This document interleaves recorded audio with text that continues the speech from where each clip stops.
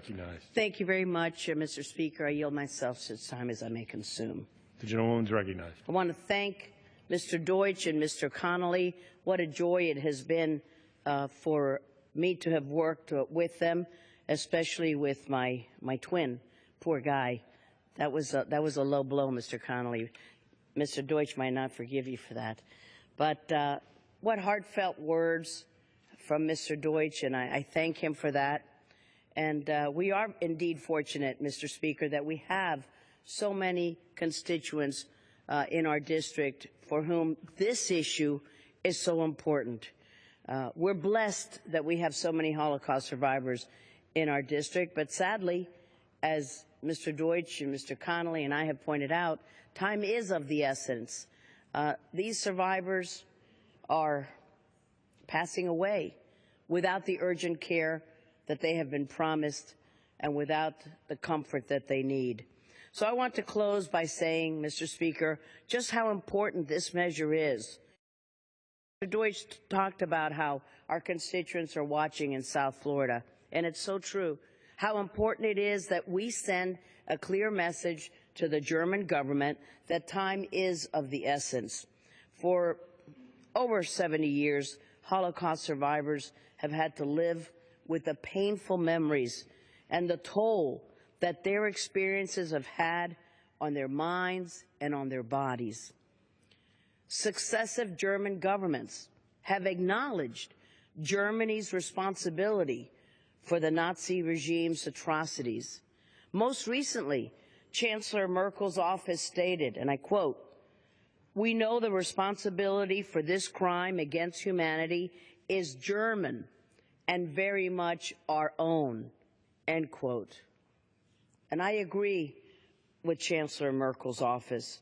We don't have time for negotiations, Mr. Speaker, to continue for how long will those negotiations take?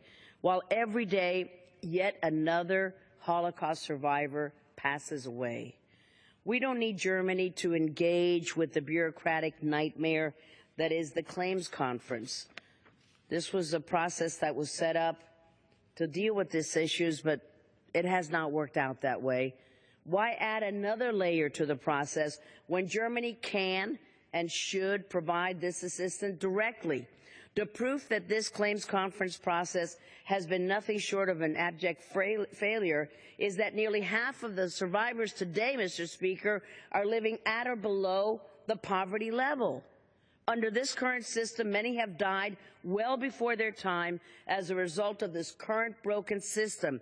And that says nothing, to say nothing about the fraud, the corruption, the embezzlement that has been documented. Mr. Speaker, the Claims Conference up to its mandate to advocate and work on behalf of survivors. The Claims Conference provides artificial caps on survivors' needs. When those caps are reached, good luck.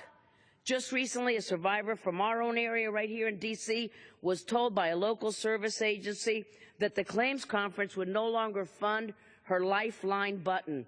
This woman lives alone, Mr. Speaker. She needs this service, but she was cut off. The conference stops assistance for many, and many others receive no assistance at all, while their pleas fall on deaf ears. While the Claims Conference, there is no transparency, little accountability, a shocking disregard for actual survivors themselves. But I believe Chancellor Merkel's heartfelt expression of concern about Germany's responsibility to survivors and her leadership on moral issues, and this will finally resolve this long-standing tragedy for survivors. That's why our resolution, Mr. Speaker, to fund directly survivors' needs is so important. We have seen what happens when the Claims Conference gets involved. Survivors are just not afforded the assistance they desperately need. So I urge my colleagues to join Mr. Deutch and me in urging Germany to fund directly and comprehensively all of the needs of survivors like it has pledged. There is no time to waste. With that, Mr. Speaker, I yield back the balance of our time.